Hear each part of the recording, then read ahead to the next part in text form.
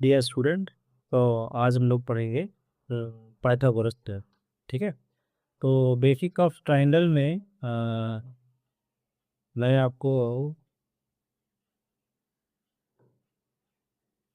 Triangle का definition, triangle का definition means कैसे ट्राइंगल को उस सिंपल वे में डिफाइन कर सकते हैं या किसे हम ट्राइंगल कह सकते हैं।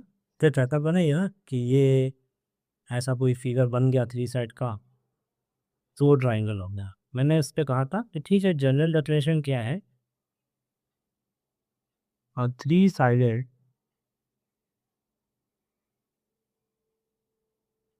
क्लोज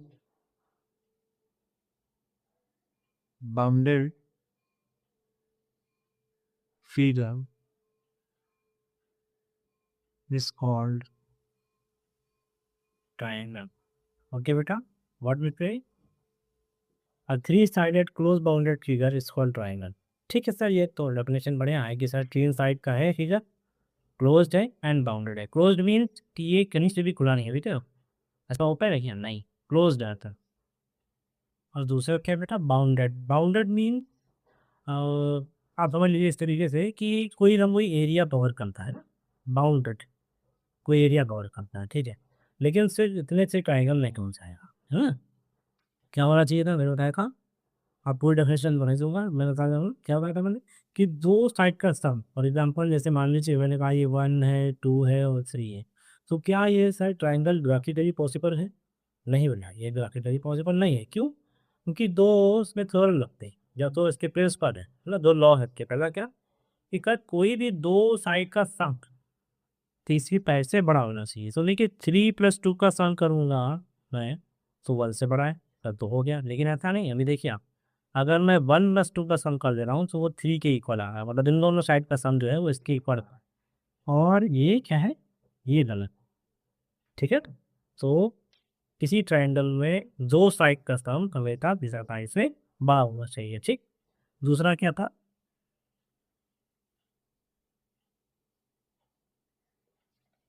दूसरा मेरा ये था कि सर कोई भी दो साइड का डिफरेंस, जैसे मान लीजिए मैंने कहा कि अगर मैं 2-1 करूँगा या 2-1, तो क्या कराने वाला है? 1 है ना, जो कि छोटा हो इससे 3 से। तो सर आपने क्या कहा कि दो साइड का डिफरेंस तीसरा साइड से छोटा होना चाहिए। लेकिन अभी आप देखिए, अगर मैं यहाँ 1 आया ना, तो 1 से छोटा है डिवीजन। अभी 3-2 करूँगा, अगर मैं 3-2, मान लीजिए मैंने 3-2 किया, तो वो किसके इक्वल आ गया? वो तो 1 के इक्वल आ गया। और ये पॉसिबल नहीं। तो ट्राइंगल की दो प्रॉपर्टी है कि सर दो साइड का सम किसी साइड से बड़ा होना चाहिए और दो साइड का डिफरेंस किसी साइड से छोटा होना चाहिए। और इसके बाद बेटा मैंने आपको ट्राइंगल को उसके साइड और उसके एंगल के बिहाफ पर डिवाइड किया था। मैंने कहा था किसी भी ट्राइंगल को हम दो बिहाफ पे करते हैं, दो टाइप के ट्राइंगल, एक होता है on the behalf of side and the behalf of angle. Okay, side के बिहाफ पे मैंने equilateral, isosceles and square triangle ना, और स्केल ट्राइंगल को मैंने आपको स्टेशन ट्राइंगल बताया था कि इस ट्राइंगल से आप किसी भी तरह के ट्राइंगल का एरिया फाइंड आउट कर सकते हैं ना। ऐसा क्या पाऊंगा टेस्ट का, जिससे पहले साइड डेरिवेटिव निकाले, साइड डेरिवेटिव a+b+c/2। और ये सर ए बी टी क्या है? ये बेटा ये साइड ए बी टी, इनका पल करेंगे और two divide. This is the पहले parameter of a triangle. And area, after that area is equal to under root S, bracket में S minus A, S minus B और S minus D. हाँ, और यहाँ से मैंने आपको डेरिवेशन दिखाया था किसका? √3/4 ए स्क्वायर, यानी कि सर इक्वेटर ट्राइंगल का एरिया हम फाइंड आउट कर सकते हैं। ये फॉर्मूला है इक्वेटर ट्राइंगल का। ठीक है। और आज पाइथागोरस पाने के बाद अगर मुझे टाइम मिलेगा तो मैं आपको बताऊंगा कि देखिए इस फॉर्मूले पे आप आइसोसेलेस, यानी कि सर b/4 √4a² - b², इसका भी एरिया होने का कर सकते हैं। तो इससे प्रूव हो जाएगा कि सर स्केलर ट्राइंगल के ये फॉर्मूले से आप किसी भी तरह के ट्राइंगल का एरिया फाइंड आउट कर सकते हैं। ओके, ठीक। लेकिन अभी उसके बाद हमने क्या करना है? On the behalf of angle, on the behalf of angle. तो बेटा एंगल के बिहाफ पे तीन तरह के, कौन कौन से? एक हो गया सर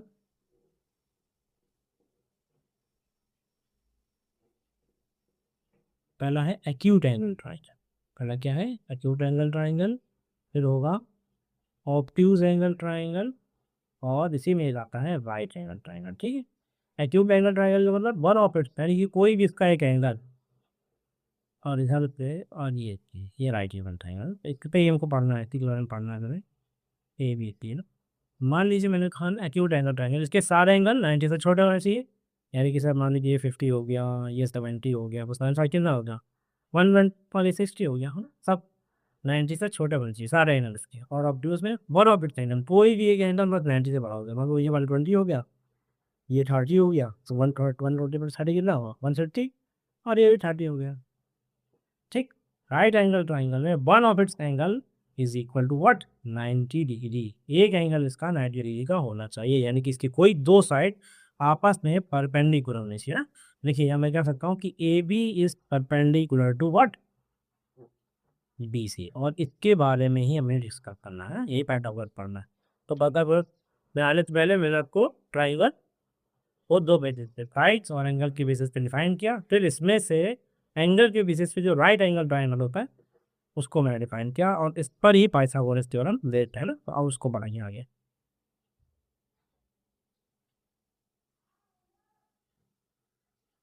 ठीक, आगे लिखते हैं।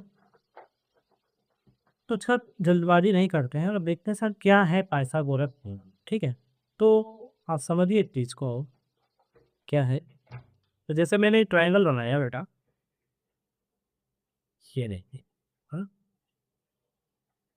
और इस ट्राइंगल की पहचान क्या कि सर ये जो सिंबल ऐसे बन रहा है ना, ये डिफाइन करता है कि सर ये राइट एंगल ट्राइंगल, यानी कि ये 90 डिग्री का है मान लीजिए। ठीक है, और इसका मैंने नाम दे दिया पी क्यू एंड आर। ठीक, बाकी ट्राइंगल की प्रॉपर्टी वही सर क्लोज्ड है, बाउंडेड है, और देखिए मैं जो उसकी साइड रखूंगा साइड का, दो साइड का सम तीसरी साइड से बड़ा और दो साइड का डिफरेंस तीसरी साइड से छोटा, यानी कोई भी ट्रायंगल अगर आपके सामने आता है ना, आप उसको सॉल्व करने जाते हैं, तो देखिए अब क्वेश्चन आया तो ट्रायंगल तो होगा ही होगा, आपको चेक करने में थोड़ा ना आएगा, हो सकता है आ भी जाए, प्रूफ करके दिखाइए भाई ये ट्रायंगल है कि नहीं। सबसे पहली प्रॉपर्टी आपने क्या करनी है, ये चेक करनी है बेटा कि क्या इसमें दो साइड का सम किस साइड से बड़ा है। ठीक, क्या दो साइड का डिफरेंस किस साइड से छोटा है, तभी ये ट्रायंगल। ओके ओके बेटा, तो पाइथागोरस थ्योरम, ठीक है, क्या है इसका, P Y T H A G O R A S, Pythagoras theorem. ठीक है, तो देखिए पाइथागोरस थ्योरम में स्टेटमेंट क्या है, जो पाइथागोरस थ्योरम ने क्या स्टेटमेंट दिया कि sir in a right angle triangle, ये लाइन लिखना बहुत इंपॉर्टेंट है, क्या लिखा मैंने, इन अ राइट एंगल ट्राइंगल, क्योंकि और सारे एंगल्स में नहीं या और ट्राइंगल में नहीं, है ना, हर एक ट्राइंगल में पाइथागोरस नहीं ले सकता, इन a right angle triangle.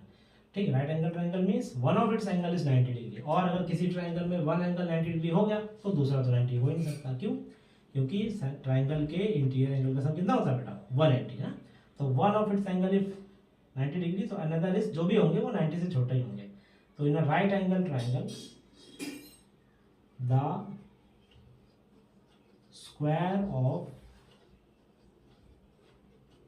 hypotenuse is equal to the sum of square of two other sides। क्या लिखा मैंने, इसका जो राइट एंगल ट्राइंगल, हर किसी ट्राइंगल में नहीं, right angle triangle the square of hypotenuse is equal to the sum of square of two other sides. तो right angle triangle में, राइट एंगल ट्राइंगल ये 90 डिग्री बना है, राइट एंगल ट्राइंगल हो गया। ठीक, the square of hypotenuse, sir how can be recognise which side is hypotenuse. तो देखिए किसी भी ट्राइंगल में अगर ये ट्राइंगल सबसे बड़ा है, एंगल सबसे बड़ा है, तो उसके सामने बनने वाली साइड सबसे बड़ी होगी ना, और 90 के सामने वाली साइड ही हाइपोटेन्यूज होगी। राइट एंगल ट्राइंगल में सबसे बड़ी साइड जो होती है वो हाइपोटेन्यूज ही होती है। तो आपकी पहचान कैसे होगी कि जब राइट एंगल ट्राइंगल आप बनाएंगे और जिधर 90 डिग्री होगा उसके सामने वाला साइड ही क्या होगा, हाइपोटेन्यूज हो गया, मीन सर ये हो गया हाइपोटेन्यूज, मैंने इसको एक्स का सिंबल दिया। और अदर दो जो दो साइड्स होंगी ना, क्या बोला, द स्क्वायर ऑफ हाइपोटेन्यूज यानी इसका स्क्वायर हाइपोटेन्यूज का कैसे रिकॉग्नाइज करना है, 90 के सामने वाला, ठीक, is equal to the sum of square of two other sides. Other जो दो साइड बचा हुआ है, जैसे मान लीजिए पी क्यू बचा है, तो इसको मान लूंगा मैं परपेंडिकुलर, ठीक, क्यू आर को मान लेता हूँ बेस, तो इनका स्क्वायर का सम इसके स्क्वायर के बराबर होगा। अब कुछ बच्चे कहते हैं कि सर जरूरी है कि यही परपेंडिकुलर होगा, ये भी तो हो सकता है, और आपने तो यहाँ लिखा भी है कि टू अदर साइड्स। तो बेटा अगर आप इसमें एंगल पी को लेट करके चलेंगे ना, इसमें फॉर्मेट आता है ट्राइंगल एंड इट्स रेशियो, तब उसमें अगर एंगल आप पी को लेकर चलेंगे तो आपके लिए परपेंडिकुलर क्या होगा, क्यू आर, और अगर आप आर को लेकर चलेंगे बाबू तो आपके लिए परपेंडिकुलर होगा पी क्यू, ठीक है, क्योंकि एंगल के सामने वाला साइड ही परपेंडिकुलर माना जाता है, ठीक, सिर्फ हाइपोटेन्यूज को छोड़कर। हाइपोटेन्यूज कभी परपेंडिकुलर नहीं होगा ना बेस होगा, वो फिक्स है, ठीक है।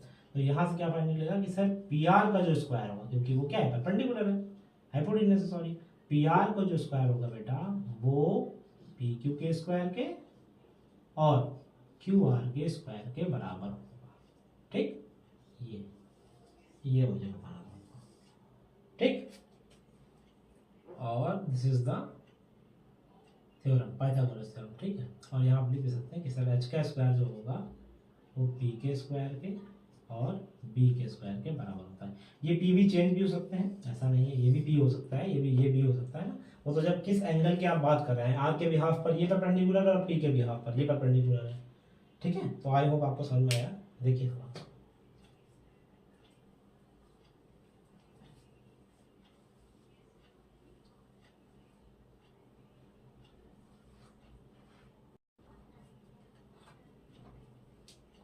ठीक है। तो हम लोग कुछ क्वेश्चन लेते हैं इसके ऊपर।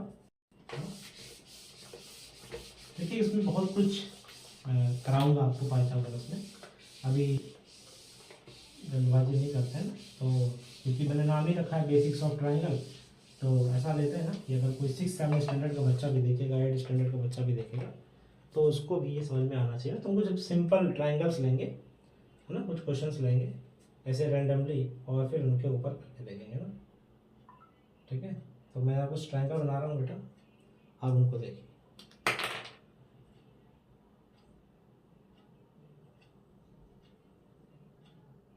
जैसे ये मैंने एक ट्राइंगल बनाया है यहाँ पे,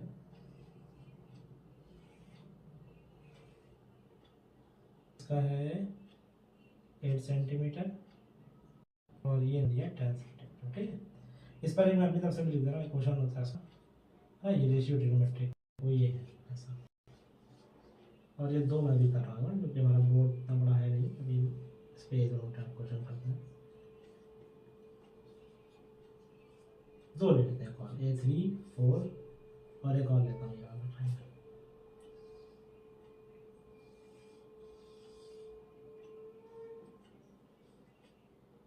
इसको लेता हूँ 6, इसको लेता हूँ 8 और ये निकालेंगे, ठीक है। तो यहाँ मैंने और कोई साइड निकाली है, सिर्फ मैंने हाइपोटेनस ही निकाल रहा हूँ, वरना ऐसा नहीं है, आप हाइपोटेनस वाला साइड देगा तो आप ये भी निकाल सकते हैं, या ये दोनों देगा तो ये निकाल सकते हैं। देखिए क्या थ्योरम लगा था कि sir right angle triangle square of hypotenuse, sir इसमें हाइपोटेनस क्या है, तो सिंपल सी बात है भाई, 90 डिग्री ये बना, इसके सामने वाला हाइपोटेनस, यानी सर AC का जो स्क्वायर होगा वो बराबर होगा 8 के स्क्वायर के और 10 के स्क्वायर के, यानी कि AB के स्क्वायर के और BC के स्क्वायर के। तो AC का स्क्वायर पता करना है, 8 का स्क्वायर 64, 10 का स्क्वायर 100, यानी ये आ गया sir 164 equal to what, AC का स्क्वायर। और बेटा ये तो किसी का स्क्वायर है नहीं, है ना, तो इसका हमें प्राइम फैक्टराइजेशन करना पड़ेगा, ठीक है, उससे हम निकालेंगे। कैसे करेंगे देखिए, 164 डिवाइडेड बाय 2 करेंगे ना, क्योंकि लास्ट में इवन नंबर तो 2 से तो हो जाएगा आराम से, तो 2 8 16, 2 2 4, फिर सर 2 4 8 एंड 2 1 2, और 41 कैसा नंबर है, प्राइम नंबर है ये सर, किसी से नहीं जाएगा ना, तो इसका आंसर आएगा बेटा अंडर रूट, ऐसे करेंगे तो ये आएगा sir AC is equal to 2√41, ठीक, मीटर सेंटीमीटर जो भी दिया, मान लो सेंटीमीटर होता तो इसका आंसर सेंटीमीटर में हो गया। अब इसको करते हैं ना, इसमें क्या सर, देखिए इससे तो काफ़ी लोग फैमिलियर होंगे ना, ये 3 4 5 और ये अलग तो फिक्स रहता है। देखिए AC का स्क्वायर जो होगा वो फिर से 3 के स्क्वायर के और 4 के स्क्वायर के बराबर होगा, and that is AC square equal to what, 9 4 4 16, and A C square is equal to what बेटा 25 व्हाट 25 एंड 25 किसका स्क्वायर है सर ये है 5 का ओके। चलिए अब इसको कर लेते हैं बेटा ठीक है। तो इसमें क्या है सर इसमें है चलिए इसको इरेज कर देते वरना इधर आएगा नहीं बेटा इसको आप नोट कर सकते हैं ठीक। अब देखिए इसे करेंगे सर ए सी का स्क्वायर इज इक्वल टू 6 का स्क्वायर एंड प्लस 8 का स्क्वायर 6 का स्क्वायर 36 8 का स्क्वायर 64 एंड ये हो जाएगा 100 किसका स्क्वायर है 10 का यानी सर ए सी आ गया आपका 10 सेंटीमीटर ठीक है। तो ये कुछ सिंपल से क्वेश्चन ये बेसिक से क्लास 6 टाइप के है ना तो उससे आप समझ गए ठीक है। अब आगे क्वेश्चन लेंगे नेक्स्ट।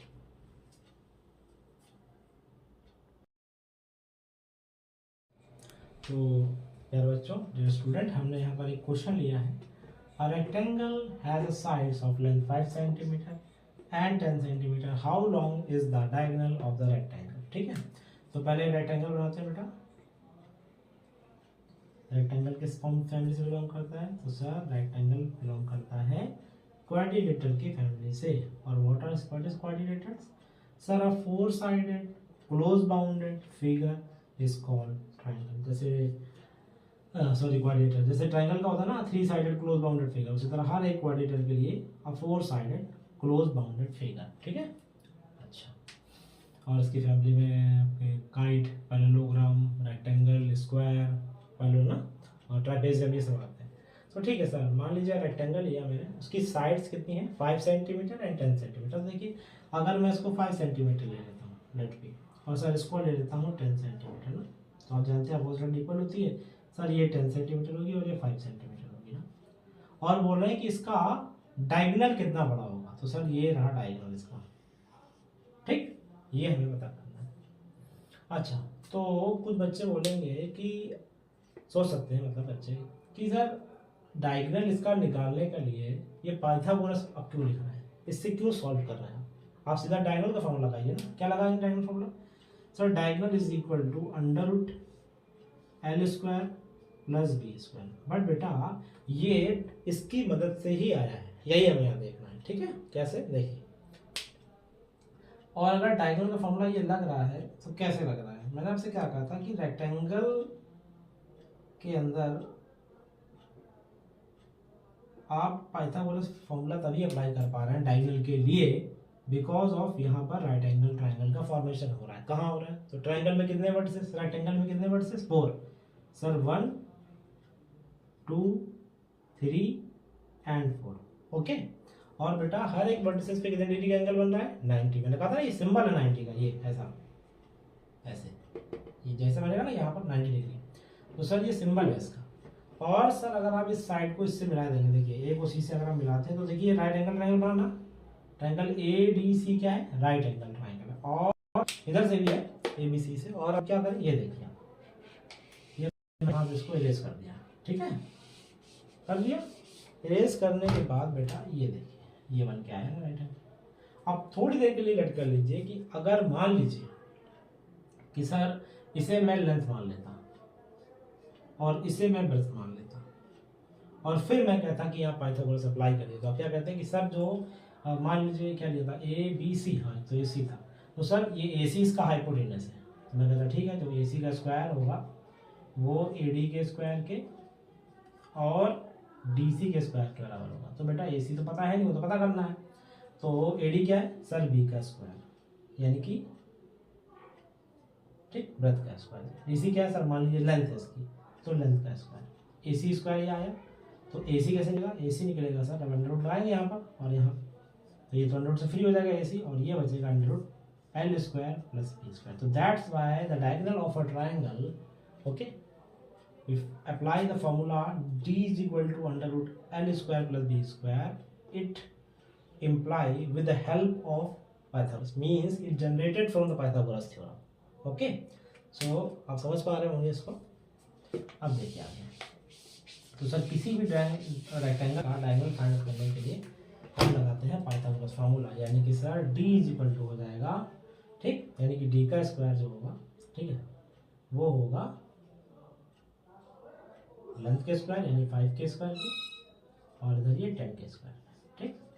तो सर डी का मतलब 25 हो गया 25, 10 का स्क्वायर 100, ये हो गया 125, और ये डी का स्क्वायर, तो अंडर रूट इधर और इधर रूट इधर, ठीक है। तो क्या आएगा, डी इज इक्वल टू आएगा बेटा, देखिए अंडर रूट के अंदर 5 इंटू 5 ना, और आप जानते हैं ना कि दो पेयर से एक बाहर निकलेगा, यानी सर ये दो 5 है तो उसमें से एक पेयर बाहर, यानी 5 अंडर रूट 5, ये आपका डायगोनल हो गया, है ना।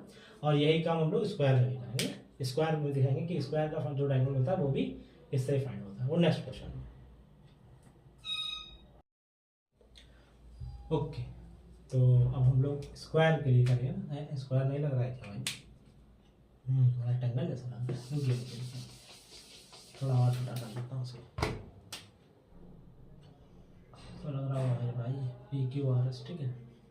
तो इसमें भी हम डायगोनल का फॉर्मूला लगाएंगे, मतलब पाइथागोरस फॉर्मूला लगाएंगे इसका डायगोनल फाइंड आउट करने के लिए।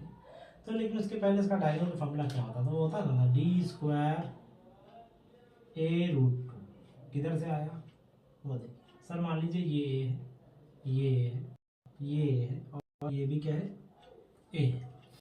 तो अभी किसी भी स्क्वायर की और साइड सर साइड साइड बराबर, ठीक है। और थोड़ी देर के लिए मान लीजिए कि ये पाइथागोरस से नहीं निकलेगा, तो हम लोग डायरेक्ट फॉर्म लगाते हैं ना, D is equal to A root 2। तो अभी मैंने फिर बोला ना, अभी रेक्टेंगल में मैंने बोला कि किधर से जनरेट हुआ, तो ये जनरेट हुआ, इसके भी कितने वर्टिसेस 4 सर, 1 2 3 एंड 4, और फिर क्या करेंगे आप, ये देखिए, तो ये जो पी आर है वो उसका काम कर रही है, तो सर ये डायगोनल का काम कर रही है, हाइपोटेनस का काम कर रही है। डायगोनल का काम स्क्वायर के लिए कर रहा है, ठीक है, एक डायगोनल ये भी होगा ये वाला, लेकिन ये हाइपोटेनस की तरह काम करे, क्यों, क्योंकि सर देखिए बन रहा right angle triangle P S R, अगर मैं लिखूँ कि in right angle triangle P S R, है ना, ये बिल्कुल सही फॉर्मेट है, in triangle P S R, तो सर एंगल एस क्या होगा, वो 90 डिग्री होगा। तो अगर एंगल एस 90 डिग्री हो गया, तो इसके सामने वाला साइड क्या हो गया, हाइपोटेनस, यानी ये हाइपोटेनस हो गया। अब अगर मुझे इसका फाइंड आउट करना है तो क्या करूंगा मैं, देखिए ऐसे करना है कि सर हाइपोटेनस का जो स्क्वायर होगा वो अदर टू साइड्स, इसके अदर टू साइड्स क्या है, P S and S R, okay. P S क्या है बेटा, ए का स्क्वायर, एस आर क्या बाबू, ए का square, and that is 2a square, okay. So H square is equal to what, 2a square, under root इधर और अंडर रूट इधर, तो एच का वैल्यू क्या आया, ए रूट 2। तो यहाँ से जनरेट हुआ है ना, यानी कि स्क्वायर और रेक्टेंगल दोनों का जो डायगोनल का फॉर्मूला है वो पाइथागोरस थ्योरम से ही जनरेट हुआ है ना, ठीक है। अच्छा, अब इसके बाद मान लीजिए कि इस स्क्वायर में नोट कर सकते हैं, इस स्क्वायर में हमने साइड अप्लाई कर दी कि सर मान लीजिए ये 5 सेंटीमीटर, ये भी 5 सेंटीमीटर, ये 5 सेंटीमीटर और ये भी 5 सेंटीमीटर। तो अब मुझे पी आर बताइए, यानी इसका डायगोनल बताइए। तो सिंपल सी बात है भाई, पी आर का square is equal to P S, 5 का स्क्वायर एंड अनदर 5 का स्क्वायर, ठीक है बेटा। तो ये हो गया 25, ये भी हो गया 25, ये हो गया 50, ये आएगा 5 रूट और 2, क्या आएगा 5 रूट 2, इसके इक्वल सर पी आर के इक्वल, है ना। और डायगोनल भी क्या अप्लाई होता है, डायगोनल होता है सर ए रूट 2। अब ये ए क्या है, साइड है, साइड कितनी है 5 और रूट 2, तो देखिए, ठीक है, ये था, है ना, कि सर पाइथागोरस थ्योरम से हम किसी भी राइट एंगल ट्राइंगल को सॉल्व करते हैं, यानी कि उसका हाइपोटेनियस, परपेंडिकुलर और बेस के रिलेशन को करते हैं।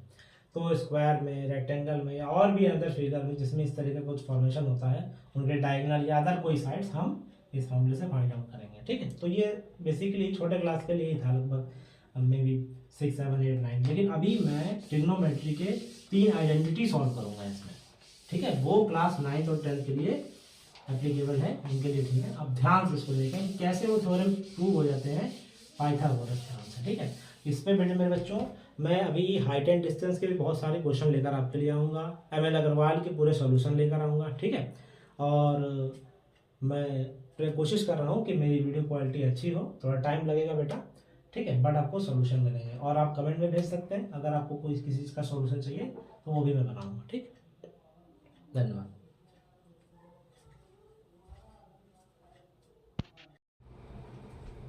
ठीक है बेटा, तो मैंने बोला था कि अभी मैं ट्रायंगल की कुछ आइडेंटिटीज होती हैं ट्रिग्नोमेट्रियल, उनको करूँगा। पहला कौन सा करूँगा?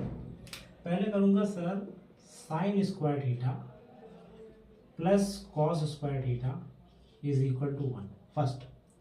सेकेंड करूँगा 1 plus tan square theta is equal to sec square theta, and another one is 1 plus cot square theta is equal to cosec square theta, and I know it very well कि sir ज़रूरी नहीं है कि इसका proving हम Pythagoras theorem से ही करें या राइट एंगल ट्रायंगल का हेल्प से करें, और भी तरीके हैं, लेकिन बेटा पहले इससे करते हैं, ठीक है। और एक दो और तरीके हैं, मैं उनसे भी इनको प्रूव करके दिखाऊंगा आपको, ठीक है।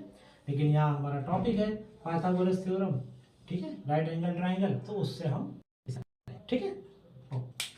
और ये जनरली जो ये 3 इक्वेशंस हैं, इनसे भी दो और बन के तैयार होते हैं। तो जो बच्चे 10th स्टैंडर्ड में 9th स्टैंडर्ड में है मैथमेटिक्स लेकर रखे हुए हैं, तो इन्हें बड़े अच्छे से करना चाहिए उनको, है ना। चलिए करते हैं इसको। तो पहला है बेटा sine square theta plus cos square theta is equal to 1। तो मैंने बनाया, मान लीजिए ये एक राइट एंगल ट्रायंगल, ठीक है। ये रहा अपना राइट एंगल ट्रायंगल। सर इसका कुछ भी नाम रख सकते हैं, ए बी एंड सी, ठीक।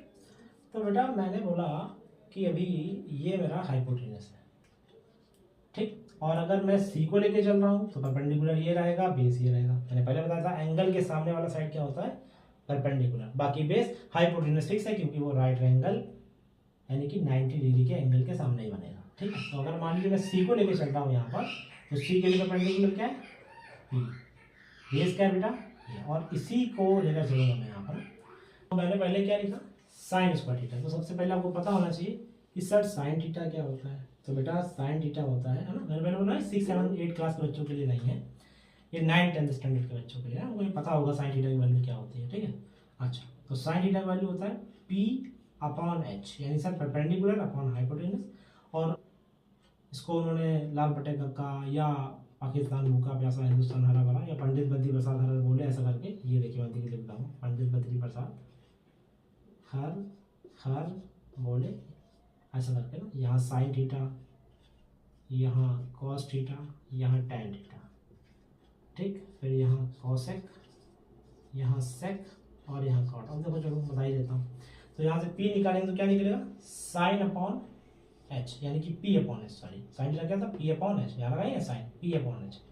फिर किसकी होता है, कॉस की।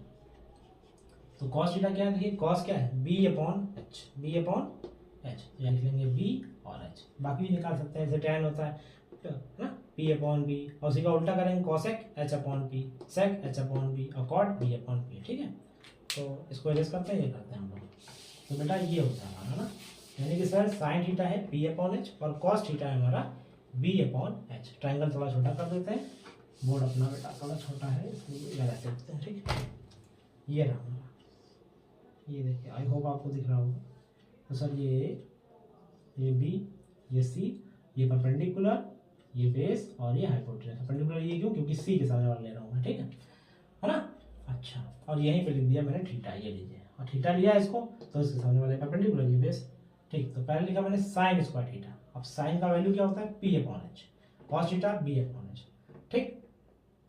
तो जब मैं यहाँ लूंगा sine square theta plus cos square theta, अब ये वन मुझे लाना, तो ये मैंने लिख लेना, ठीक। साइन थीटा क्या है, पी अपॉन एच। तो यहाँ अगर साइन थीटा लिया तो पी क्या होगा, ए बी, और बी क्या होगा, बी सी, इसका स्क्वायर। बेटा ये आप समझ रहे हैं जो लिखा हूँ, मैंने लिखा sine square theta A B upon B C. तो साइन थीटा क्या है, P upon B, P upon B, P का वैल्यू ए बी, और बी का वैल्यू यानी बेस का वैल्यू बी सी, वो मैंने यहाँ बी सी दिया, प्लस कॉस स्क्वायर थीटा। तो कॉस थीटा की वैल्यू क्या है sir, B upon H, B upon H, यानी कि sir B C upon A सी का स्क्वायर। और बेटा एक यहाँ पर ये मैंने गलत लिख दिया, यहाँ sine theta P upon H होता है, मैं बी बोल रहा हूँ, ठीक है। पी अपॉन एच का मतलब ये सर ए सी लेंगे हम लोग यहाँ पर, माफ़ कीजिएगा, ए सी का स्क्वायर, ठीक है। तो साइन थीटा हुआ ए बी अपॉन ए सी का स्क्वायर, कॉस थीटा हुआ बी सी अपॉन ए सी का स्क्वायर। अब इतना तो आपको पता ही होगा कि सर ये आएगा ए बी स्क्वायर और नीचे आएगा आपका ए सी स्क्वायर, प्लस ये आएगा बाबू बी सी स्क्वायर और ये आएगा आपका ए सी स्क्वायर ना। और यहीं से ए सी स्क्वायर हम क्या ले लेंगे, एलसीएम ले लेंगे, और ऊपर क्या बचेगा, ए बी स्क्वायर और प्लस बी सी स्क्वायर। तो आप ये देखिए ना कि अगर बेस सेम होता है, यानी दोनों का डिनोमिनेटर सेम है, तो एलसीएम तो वही आता है। तो सर नीचे तो ए सी स्क्वायर लिखा हुआ है और यहाँ क्या लिखा है, A B square plus B C square. अब यहाँ मेन बन रहा है कि सर ये A B square plus B C square के प्लेस पे हम लोग लिखेंगे क्या, तो फिर लगाइए यहाँ पर पाइथागोरस थ्योरम। देखिए ना, जो एच का स्क्वायर होगा वो P square plus B square बराबर होगा ना, यानी कि सर जो ए सी का स्क्वायर होगा वो ए बी के स्क्वायर के और बी सी के स्क्वायर के क्या होगा, बराबर होगा। अब यहाँ क्या लिखा है, A B square plus B C square, किसके प्लेस पे, ए सी के स्क्वायर के प्लेस पे।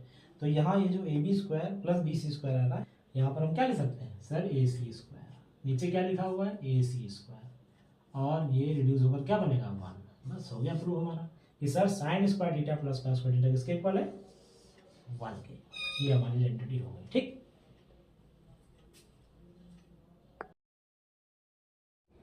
तो बेटा दूसरा हमने बोला था हम लेंगे 1 plus tan square theta is equal to sec square theta, इससे ही, ठीक। तो सबसे पहले tan थीटा क्या होता है, तो सर tan थीटा होता है p upon b, and sec theta क्या होता है बेटा, सेक थीटा उल्टा होता है ना, sine cos tan cosec sec, यानी कॉस का उल्टा सेक है, तो कॉस थीटा का बी अपॉन एच, ये क्या होगा, एच अपॉन बी होगा, ठीक है, ओके। तो क्या है, हमने ये लेना है 1 plus tan, tan means P upon B का होल स्क्वायर, इसे किसके बराबर लाना है, sec square theta. Sec square theta क्या होता है sir, H square upon B का होल स्क्वायर, ठीक। ये मैं साथ में ले रहा हूँ, देखिए। तो 1, अब इस ट्राइंगल का पी क्या है सर, ए बी, इस ट्राइंगल का बेस क्या है बेटा, बी सी, उसका स्क्वायर जो होगा वो sir H square, H square means A C के स्क्वायर के, और बी सी मतलब सर बी सी का स्क्वायर, यानी बी है ना, बी सी का स्क्वायर के बराबर होना चाहिए, ठीक। तो अभी 1 plus A B upon B C का स्क्वायर करेंगे, तो बेटा ये 1, ये हो गया ए बी का स्क्वायर, और ये हो गया बी सी का स्क्वायर, ठीक। इसके नीचे अपॉन 1 करेंगे, ये हमारा बी सी स्क्वायर एलसीएम आएगा, और ऊपर क्या बन बैठेगा, ऊपर बनेगा बेटा ए बी स्क्वायर, और यहाँ से क्या आएगा, बी सी स्क्वायर, ये 1 बी सी और ये बी सी का स्क्वायर, ठीक। तो आप ये देख रहे हैं कि sir A B square plus B C square, तो फिर यहीं से निकालिए, देखिए पाइथागोरस थ्योरम क्या कहेगा कि सर एच का स्क्वायर जो होगा, यहाँ देख सकते हैं बेटा कि जो एच का स्क्वायर यानी सर ए सी का स्क्वायर जो होगा वो ए बी के स्क्वायर के और बी सी के स्क्वायर के बराबर होगा। तो फिर बेटा वही बात है, देखिए ना, A B square plus B C square, A B square plus किसके प्लस पे, ए सी के प्लस पे, तो ऊपर लिख दूंगा मैं ए सी का स्क्वायर और नीचे लिख दूंगा बी सी का स्क्वायर, ओके। तो सर ये हो जाएगा आपका ए सी अपॉन बी सी के होल स्क्वायर के बराबर, जो कि इसके बराबर है, हो गया ना, 1 plus tan square theta equal to sec square theta, ठीक, ओके बेटा। तो हमारा नेक्स्ट आइडेंटिटी है 1 plus cot square theta is equal to cosec square theta, ठीक। तो कॉट थीटा क्या होता है, कॉट थीटा होता है बी अपॉन पी, जैसे tan थीटा क्या होता है, पी अपॉन बी, तो कॉट इसका उल्टा बी अपॉन पी, और कॉसेक इसका उल्टा है साइन का, साइन क्या होता है, पी अपॉन एच, तो कॉसेक क्या होगा, कॉसेक होगा सर एच अपॉन पी, है। और अब क्वेश्चन हम लोग करेंगे, क्या लिखा, 1 plus cot, 1 plus cot means 1 plus cot, cot मतलब बी अपॉन पी का होल स्क्वायर, किसके बराबर आना चाहिए, कॉसेक, और इस बार हम इज इक्वल टू में कॉसेक लेके नहीं चलेंगे, इसको सॉल्व करके उधर ही लाएंगे, ठीक है। तो 1 प्लस बी की वैल्यू यहाँ से क्या है, बी सी है ना, बेस क्या है बी सी, पी क्या है, ए बी का स्क्वायर, ठीक। ये इक्वल होगा बेटा 1 प्लस बी सी का square and plus A B का स्क्वायर अपॉन 1, एलसीएम लेके करेंगे तो ये आएगा ए बी का स्क्वायर, और ऊपर बन जाएगा फिर से ए बी का square and plus B C का स्क्वायर, ठीक। और फिर यहाँ पाइथागोरस थ्योरम से क्या कि सर ए सी का जो स्क्वायर है वो ए बी के स्क्वायर प्लस बी सी के स्क्वायर के सम के बराबर, यहाँ पे है तो ऊपर क्या लिख देंगे, ए सी का स्क्वायर, नीचे क्या होगा, ए बी का स्क्वायर। मुझे आप बताइए कि ए सी इसमें क्या है बेटा, सर हाइपोटेनस का है, ए बी क्या है बेटा, ए बी सर परपेंडिकुलर है, किसके इक्वल हो गया, यानी कि सर ये हो गया आपका ए सी क्या है, हाइपोटेन्यूस, ठीक, और ए बी क्या है, परपेंडिकुलर, यानी सर एच अपॉन पी के स्क्वायर के इक्वल। अब मुझे बताइए कॉसेक थीटा क्या है, एच अपॉन पी ना, और इसी के प्लेस पे अगर मैं यहाँ पर एच मान लूँ किसको, ए सी को, पी किसको मान लूँ सर, ए बी को, तो आया ना ये, ठीक है, यानी कि सर ये जो है वो इसके स्क्वायर का बराबर आ गया ना। आप यहाँ से भी दे सकते हैं ना कि A C upon A B, A C upon A B, ठीक, और ये हो गया ऐसा, ऐसा भी लिख सकते हैं इसको, A C upon A B का होल स्क्वायर, ठीक है। तो sir 1 plus cot square theta cos square theta में क्या होता है, इक्वल होता है। तो तीन आइडेंटिटी हमारी प्रूव हो गई ना, कौन कौन सी, sine square theta plus cot square theta 1 plus tan square theta equal to sec square theta, and 1 plus cot square theta equal to cos square theta. Next video में हम लोग बेटा अगले क्वेश्चन लाएंगे, इसमें हाइट एंड डिस्टेंस और भी question होंगे जो पाइथागोरस थ्योरम पे डिपेंड होंगे, ठीक।